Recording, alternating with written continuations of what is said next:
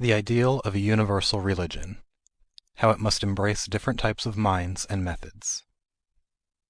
Wheresoever our senses reach, or our minds can imagine, we find action and reaction of the two forces, one counteracting the other, causing the constant play of these two, the mixed phenomena that we see around us or feel in our mind. In the external world, it is expressing itself in physical matter, as attraction and repulsion, centripetal and centrifugal. In the internal world, it explains the various mixed feelings of our nature, the opposites, love and hatred, good and evil. We repel some things, we attract some things. We are attracted by someone, we are repelled by someone. Many times in our lives we find without any reason whatsoever, we, as it were, are attracted towards certain persons. At other times, similarly, mysteriously, we are repelled by others. This is patent to all, and the higher the field of action, the more potent, the more remarkable are the actions of these forces. Religion is the highest plane of human thought, and herein we find that the actions of these two forces have been most marked. The intensest love that humanity has ever known has come from religion, and the most diabolical hatred that humanity has known has come from religion. The noblest words of peace the world has ever heard have come from men on this plane, and the bitterest denunciation that the world has ever known has sprung from religious men. The higher the object, the finer the organization, the more remarkable are its actions. So we find that in religion these two forces are very remarkable in their actions. No other human interest has deluged the world so much in blood as religion. At the same time, nothing has built so many hospitals and asylums for the poor. No other human influence has taken such care, not only of humanity, but of the lowest animals, as religion.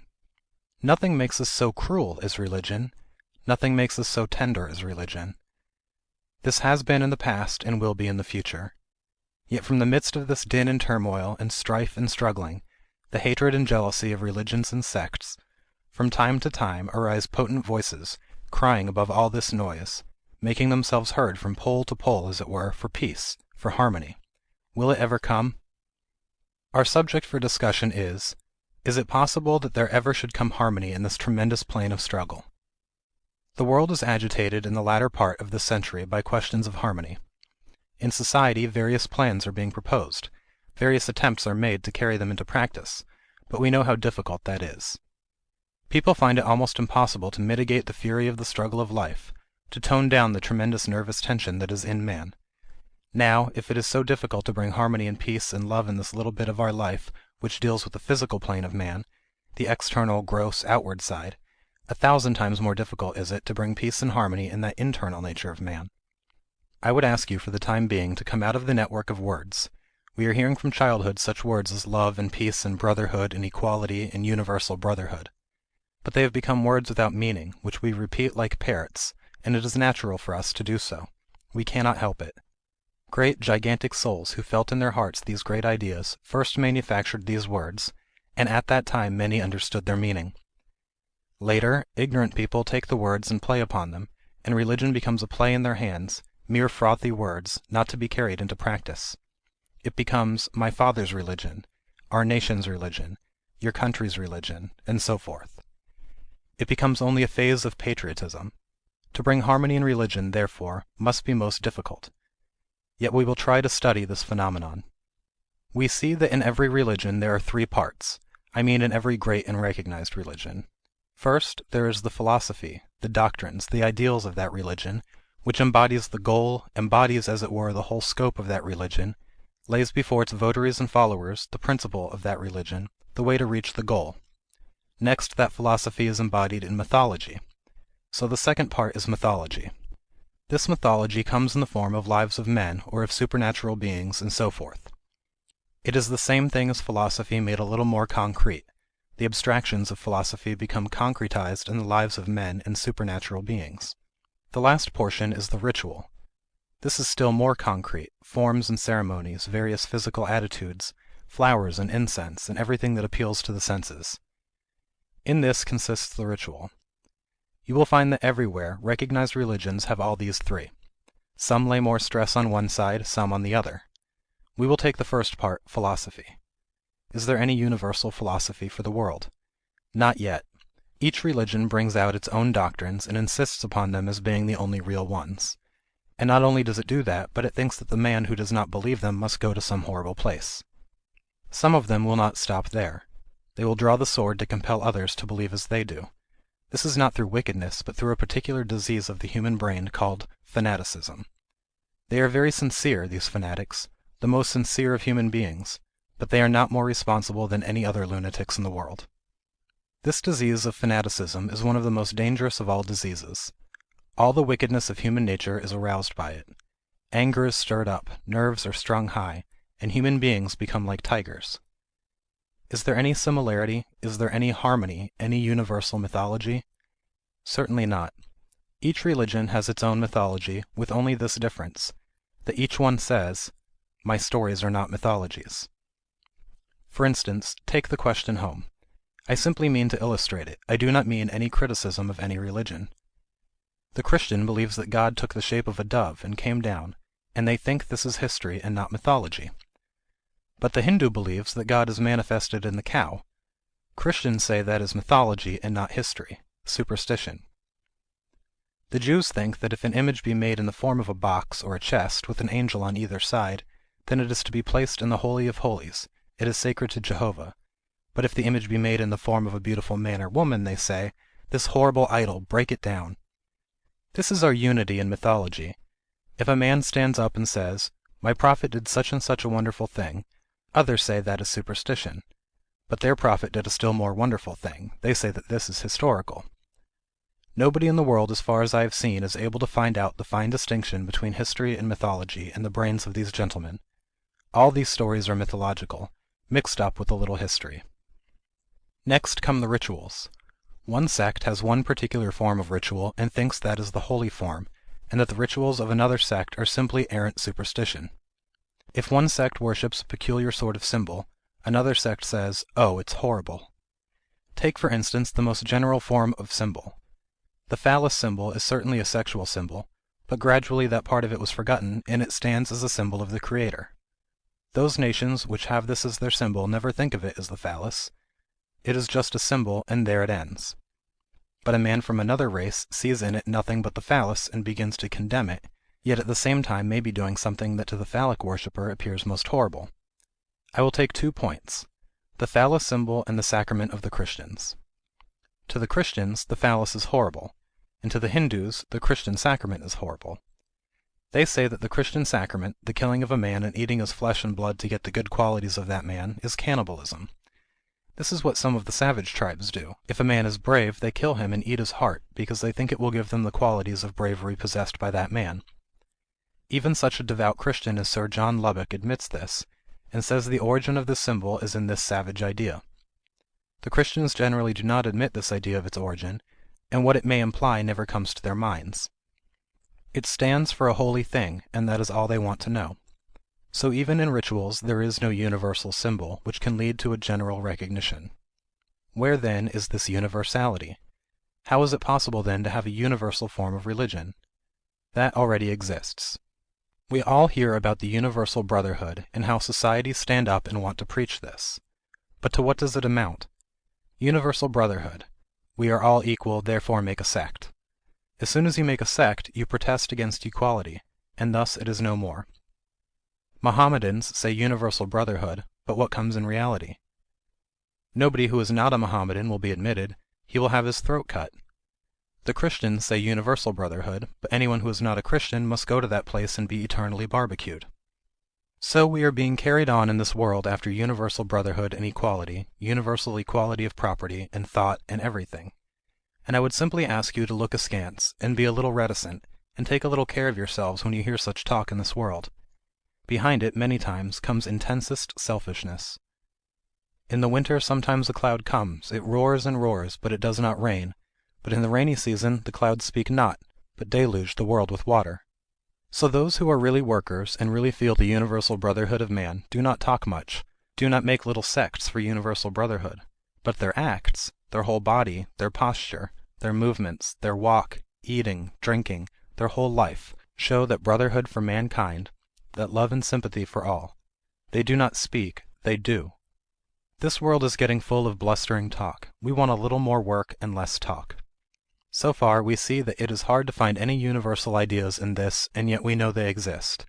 We are all human beings, but are we all equal? Certainly not. Who says we are equal? Only the man who is a lunatic. He alone can say we are all equal. Are we all equal in our brains, in our powers, in our bodies? One man is stronger than another, one man has more brain power than another. If we are all equal, why is this inequality? Who made it? We. Because we have more or less powers, more brain, more physical strength, it must make a difference. Yet we know that the doctrine appeals to us. Take another case. We are all human beings here, but there are some men and some women. Here is a black man, there is a white man, but all are men, all humanity. Various faces, I see no two faces here the same, yet we are all human beings. Where is this humanity? I cannot find it. When I try to analyze it, I do not find where it is. Either I find a man or a woman, either dark or fair, and among all these faces, that abstract humanity which is the common thing, I do not find when I try to grasp, to sense, and actualize it, and think of it. It is beyond the senses, it is beyond thought, beyond the mind, yet I know and am certain it is there. If I am certain of anything here, it is this humanity which is a common quality among all. And yet I cannot find it. This humanity is what you call God. In him we live and move and have our being. In him and through him we have our being. It is through this I see you as a man or a woman, yet when I want to catch or formulate it, it is nowhere, because it is beyond the senses, and yet we know that in it and through it everything exists. So with this universal oneness and sympathy, this universal religion which runs through all these various religions as God, it must and does exist through eternity. I am the thread that runs through all these pearls, and each pearl is one of these sects. They are all the different pearls, but the Lord is the thread that runs through all of them. Only the majority of mankind are entirely unconscious of it, yet they are working in it, and through it. Not a moment can they stand outside it, because all work is only possible through and in it, yet we cannot formulate it. It is God himself. Unity and variety is the plan of the universe. Just as we are all men, yet we are all separate. As humanity I am one with you, and as Mr. So-and-so I am different from you. As a man you are separate from the woman. As a human being you are one with the woman. As a man you are separate from the animal, but as a living being, the man, the woman, the animal, the plant, all are one, and as existence, you are one with the whole universe. That existence is God, the ultimate unity in this universe. In him we are all one. At the same time, in manifestation, these differences must always remain. In our work, in our energies, that are being manifested outside, these differences must remain always. We find then that if the idea of a universal religion is meant one set of doctrines should be believed by all mankind, it is impossible. It can never be, any more than there will be a time when all faces will be the same. Again, if we expect that there will be one universal mythology, that is also impossible. It cannot be. Neither can there be one universal ritual. This cannot be. When that time will come, this world will be destroyed, because variety is the first principle of life. What makes us formed beings? Differentiation. Perfect balance will be destruction. Suppose the amount of heat in this room, whose tendency is perfect diffusion, gets that diffusion, that heat will cease to be. What makes motion in this universe? Lost balance, that is all. That sort of unity can only come when the universe will be destroyed, but in the world such a thing is impossible. Not only so, it is dangerous. We must not seek that all of us should think alike. There would be no thought to think. We would be all alike, like Egyptian mummies in a museum, looking at each other without thought to think. It is this difference of thought, this differentiation, losing of the balance of thought, which is the very soul of our progress, the soul of thought. This must always be. What then do I mean by the ideal of a universal religion? I do not mean a universal philosophy, or a universal mythology, or a universal ritual, but I mean that this world must go on wheel within wheel, this intricate mass of machinery, most intricate, most wonderful. What can we do? We can make it run smoothly, we can lessen the friction, we can grease the wheels, as it were. By what? By recognizing variation. Just as we have recognized unity, by our very nature, so we must also recognize variation. We must learn that truth may be expressed in 100,000 ways, and each one yet be true. We must learn that the same thing can be viewed from 100 different standpoints and yet be the same thing. Take, for instance, the sun. Suppose a man standing on the earth looks at the sun when it rises in the morning. He sees a big ball. Suppose he starts toward the sun and takes a camera with him, taking photographs at every stage of his journey. At every 1,000 miles he takes a fresh photograph until he reaches the sun. At each stage, each photograph was different from the other photographs.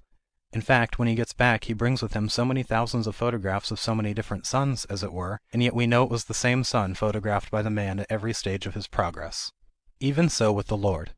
Greater or lesser, through high philosophy or low, through the highest or lowest doctrines, through the most refined mythology or the grossest, through the most refined ritualism or the grossest, every sect, every soul, every nation, every religion, consciously or unconsciously, is struggling upward, Godward, and each vision is that of him and of none else. Suppose we each one of us go with a particular pot in our hand to fetch water from a lake.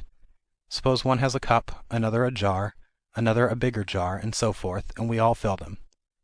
When we take them up, the water in each case is got into the form of the vessel. He who brought the cup has water in the form of a cup. He who brought the jar, his water is in the shape of a jar, and so forth. But in every case, water, and nothing but water, is in the vessel. So, in the case of religion, our minds are like these little pots, and each one of us is seeing God. God is like that water filling these different vessels, and in each vessel the vision of God comes in the form of the vessel. Yet he is one. He is God in every case. This is the recognition that we can get. So far it is all right theoretically, but is there any way of practically working it out? We find that this recognition that all these various views are true has been very, very old. Hundreds of attempts have been made in India, in Alexandria, in Europe, in China, in Japan, in Tibet, latest in America. In various countries attempts have been made to formulate a harmonious religious creed to make all come together in love instead of fighting. And yet they have all failed. Because there was no practical plan. They admitted that all these religions were right, but they had no practical way of bringing them together and yet keeping that individuality. That plan alone will be practical which does not destroy the individuality of any man in religion, and at the same time shows him a point of union.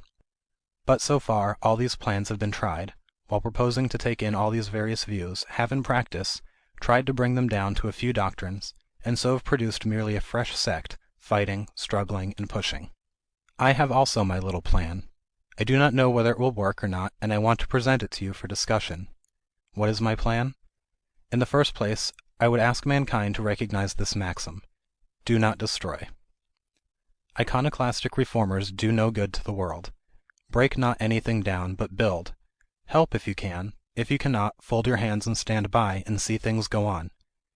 Do not injure if you cannot help. Therefore, destroy not, say not a word against any man's conviction as far as they are sincere. Secondly, take man where he stands, and from thence give him a lift. If the theory be right that God is the center, and each one of us individuals is moving along one of the lines of the radii, it is then perfectly true that each one of us must come to the center, and at the center, where all these radii meet, all differences will cease, but until we have come there, differences must be. And yet all these radii converge to the same center. One of us is by nature traveling in one of these lines, and another in another, and so we only want to push along the line we are in, and we will come to the center, because all roads lead to Rome. Therefore, destroy not. Each one of us is naturally developing according to our own nature. Each nature will come to the highest truth, and men must teach themselves. What can you and I do? Do you think you can teach even a child? You cannot. A child teaches himself. Your duty is to remove the obstacles. A plant grows. Do you make the plant grow?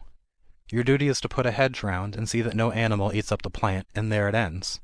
The plant must grow itself. So in the spiritual growth of every man, none can teach you, none can make you spiritual. You have to teach yourselves, the growth must come from inside out. What can an external teacher do? He can remove the obstructions a little, and there his duty ends. Therefore, help if you can, but do not destroy. Give up all such ideas that you can make men spiritual. It is impossible. There is no other teacher but your own soul. Admit this. What comes? In society we see so many various natures of mankind. There are thousands and thousands of varieties of minds and inclinations. A practical generalization will be impossible, but for my purpose I have sufficiently characterized them into 4. First, the active working man. He wants work, tremendous energy in his muscles and his nerves. He likes to work, build hospitals, do charitable works, make streets, and do all sorts of work, planning, organizing. An active man. There is then the emotional man, who loves the sublime and the beautiful to an excessive degree. He wants to think of the beautiful, the mild part of nature, love, and the God of love, and all these things he likes. He loves with his whole heart those great souls of ancient times, the prophets of religions, the incarnations of God on earth. He does not care whether reason can prove that Christ existed or Buddha existed.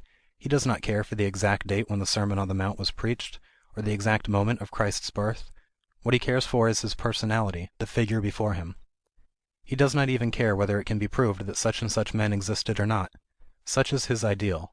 Such a nature as I have pictured is the lover. He is the emotional man. Then again there is the mystic man, whose mind wants to analyze its own self, understand the workings of the human mind, the psychology, what are the forces that are working inside, how to manipulate and know and get control over them. This is the mystical mind. There is then the philosopher who wants to weigh everything and uses intellect even beyond the philosophy. Now a religion to satisfy the largest portion of mankind must be able to supply food for all these various minds, and this is wanting, the existing sects are all one-sided. You go to one sect, suppose they preach love and emotion. They begin to sing and weep, and they preach love and all sorts of good things in people.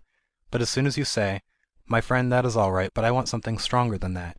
Give me an ounce of reason, a little philosophy. I want to handle things more gradually."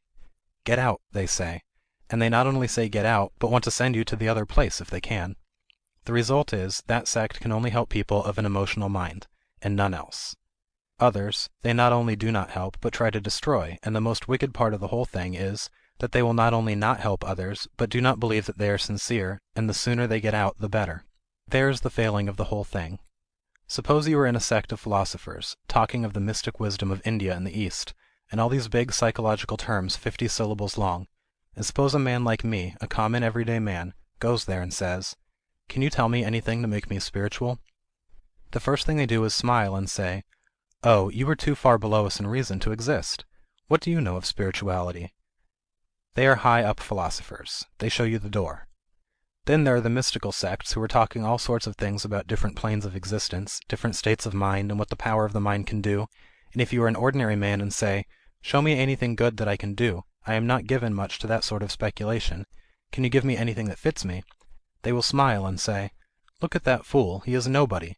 The only thing we advise you to do is to commit suicide. Your existence is for nothing." And this is going on in the world. I would like to get extreme exponents of all these different sects, and shut them up in a room, and photograph that beautiful derisive smile of theirs. This is the existing human nature, the existing condition of things. What I want to propose is a religion that will be equally acceptable to all minds. It must be equally philosophic, equally emotional, equally mystic, and equally active. If your professors from the colleges come, your scientific men and physicists, they will want reason. Let them have it as much as they want. There will be a point where they all give up and say, "Go not beyond this." If they say, "Give up this thing, it is superstitious, these ideas of God and salvation," I say, "Mr. Philosopher, this is a bigger superstition, this body. Give it up, don't go home to dinner or your philosophic chair. Give up the body, and if you cannot, cry 'quarter' and sit down there." In religion there must be that side, and we must be able to show how to realize the philosophy which teaches that the world is one, that there is but one existence in the universe. Similarly, if the mystic comes, we must be ready to show him the science of mental analysis, practically demonstrate it before him. Here you are, come, learn, nothing is done in a corner. And if emotional people come, we will sit with them and weep in the name of the Lord. We will drink the cup of love and become mad. If the worker comes, we will go and work with him, work with all the energy that he has. And this will be the ideal of the nearest approach to a universal religion. Would to God that all men were so harmoniously blended, that in their minds all these various elements of philosophy, of mysticism, of emotion, and work were present.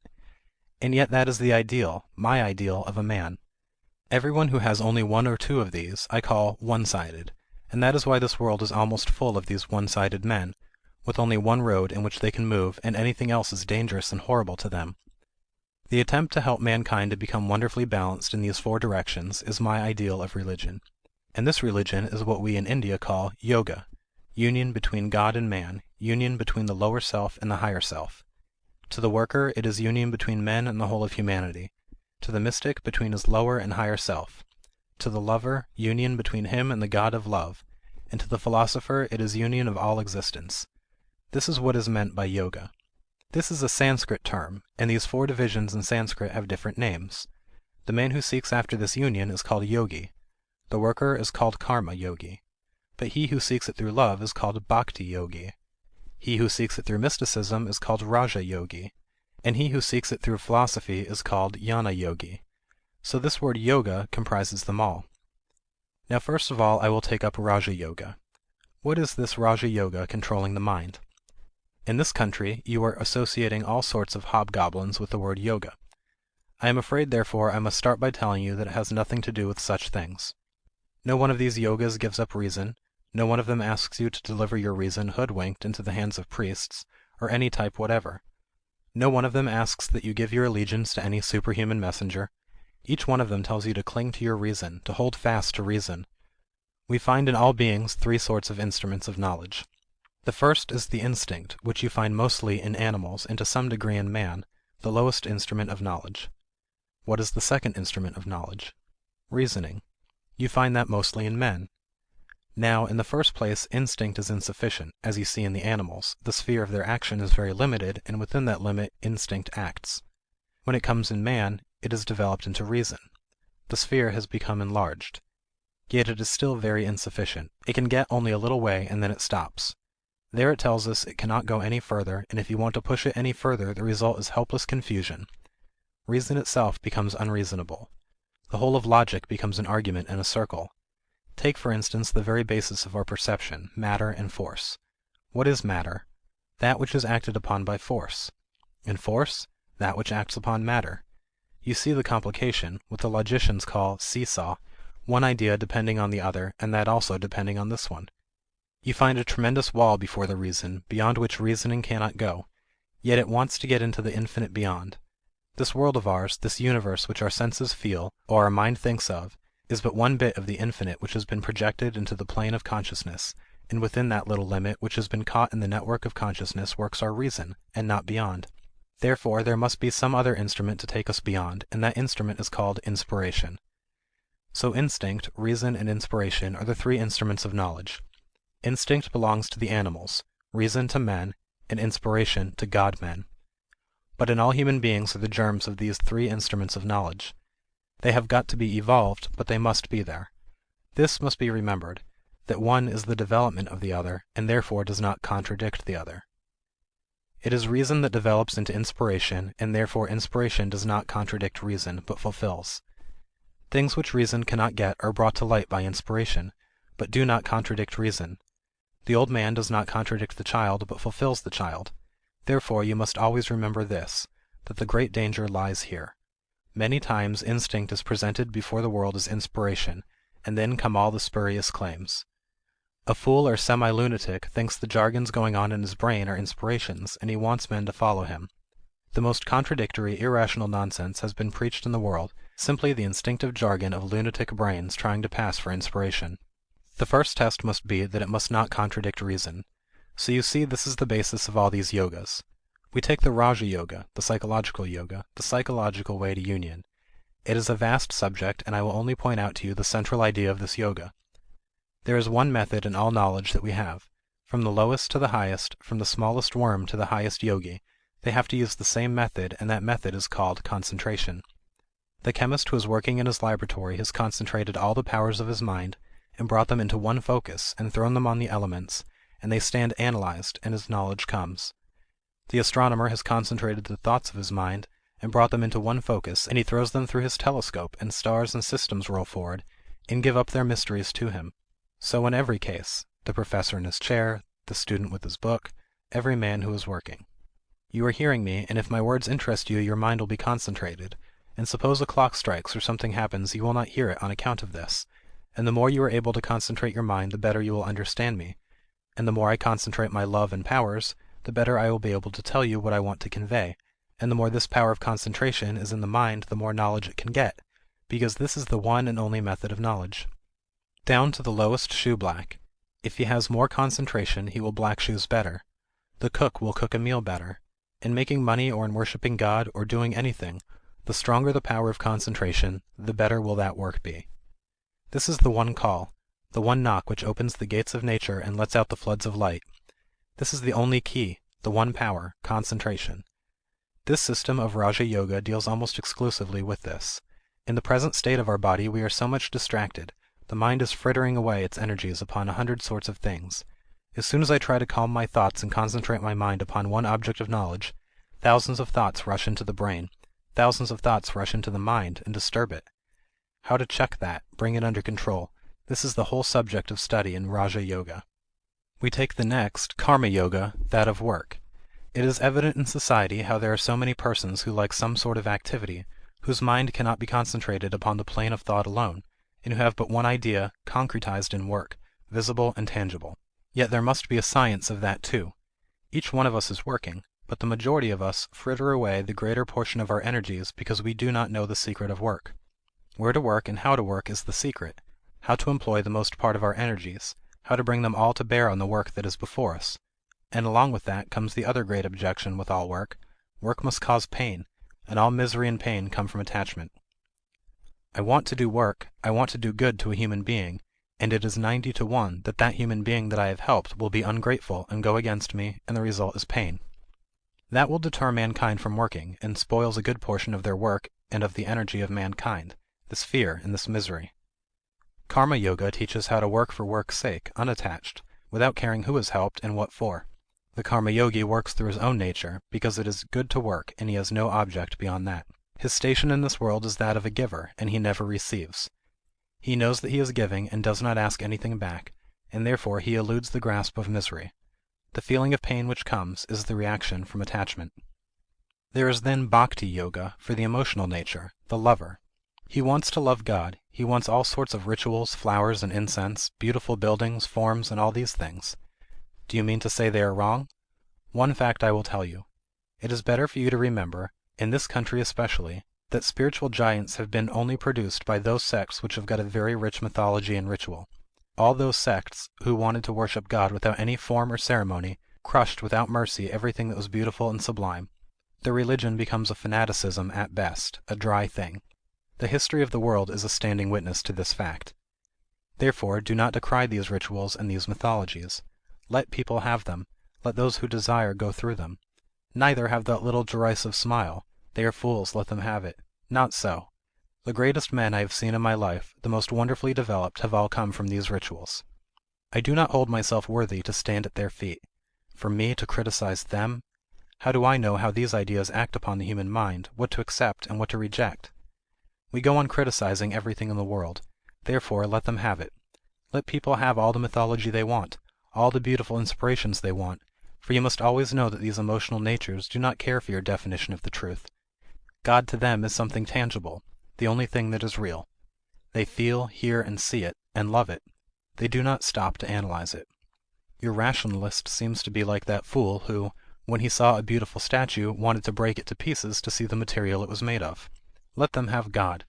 Bhakti Yoga teaches them how to love without any ulterior motives, loving good for good's sake and not for going to heaven, for instance, to get a child, or wealth, or anything else. It teaches them that love itself is the highest recompense of love, the old doctrine that God himself is love. It teaches him to give all sorts of tribute to God as the Creator, the Omnipresent, the Omnipotent, Almighty Ruler, the Father or Mother, the highest word that can be said of him, the highest idea that the human mind can construe about him is that he is the God of love. Wherever there is love, it is he. Wherever there is any love, it is he, the Lord, present there. Where the husband kisses the wife, he is there in the kiss. Where mother kisses the child, he is there. Friends clasp their hands, he, the Lord, is there present, standing as the God of love. When a great man wants to help mankind, he is there giving it as love to mankind. Wherever the heart expands, he is there manifested. This is what Bhakti Yoga teaches. We lastly come to the Jnana Yogi, the philosopher, the thinker, he who wants to go beyond. He is the man who is not satisfied with the little things of this world. His idea is to go beyond the routine work of eating, drinking, and so on. Not even the teachings of thousands of books will satisfy him. Not even these sciences will satisfy him. They only bring this little world, at best, before him. What else? Not even whole systems, the Milky Way, the whole universe will satisfy him. That is only a drop in the ocean of existence. His soul wants to go beyond all that into the very heart of being, by seeing reality as it is, by realizing it, by becoming one with the universal being. That is the philosopher, to whom God is not only the father or mother, not only the creator of this universe, its protector, its guide. These are but little words for him. For him, God is the life of his life, and the soul of his soul. God is his own self. Nothing remains to him, and the mortal parts have been pounded by the ways of philosophy, and brushed away. What remains is God himself. Upon the same tree there are two birds, one on top, the other below. The one on the top is calm and silent, majestic, immersed in its own glory. The one below, on the lower branches, eating sweet and bitter fruits by turns, hopping from branch to branch and becoming happy and miserable by turns. After a time the lower bird ate an exceptionally bitter fruit and got disgusted and looked up, and there was the other bird, that wondrous one of golden plumage. He eats not, neither sweet nor bitter. Neither is he happy or miserable, but calm, the self-centered one, nothing beyond his self. But the lower bird forgot it, and again began to eat the sweet and bitter fruits of that tree. In a little while another exceptionally bitter fruit comes. He feels miserable, looks up, and goes forward, and wants to get nearer to the upper bird. Again he forgets, and again looks up, and so he goes on. After a while an exceptionally bitter fruit comes. Again he looks up, and comes nearer, and nearer, and nearer. The reflections of light from the plumage of that bird play around his own body, and he changes and seems to melt away. Still nearer he comes, everything melts away, and at last he finds the change.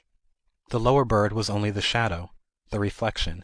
He himself was the upper bird all the time. This eating of fruits sweet and bitter, this lower little bird weeping and happy by turns, was a vain chimera, a dream. The real bird was there calm and silent, glorious and majestic, beyond grief, beyond sorrow.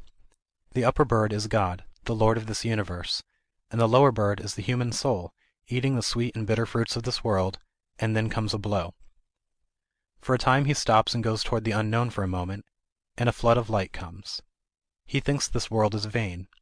He goes a little further, yet again the senses drag him down, and he begins to eat the sweet and bitter fruits of the world. Again an exceptionally hard blow comes. He becomes open again. Thus he approaches and approaches, and as he gets nearer and nearer he finds his old self melting away, and that he is God. When he has come near enough he finds, "He whom I have preached to you as the life of this universe, who is present in the atom, who is present in the big suns and moons, he is the basis of our own life, the background of our soul. Nay, thou art that." That is what this Jnana Yoga teaches. It tells man he is the essentially divine. It shows to mankind the real unity of being, that each one of us is the Lord God himself manifested on earth. Each one of us, from the lowest worm that crawls under our feet to the highest beings at whom we look with awe, all these are manifestations of the same Lord. Then again, all these various yogas have to be carried out into practice. Theories will not do. First we have to hear, then we have to think, reason it out, impress it in our mind, and lastly we have to meditate upon it, realize it, until it becomes our whole life. No more it remains as ideas or as theories, it comes into ourself. Religion is realization, not talk, nor doctrine, nor theories, however beautiful they may be. It is being and becoming, not hearing or acknowledging. It is not an intellectual assent, but the whole nature being changed into it. That is religion. By intellectual assent we can come to 100 sorts of foolish things, and change next day, but this being and becoming is what is religion.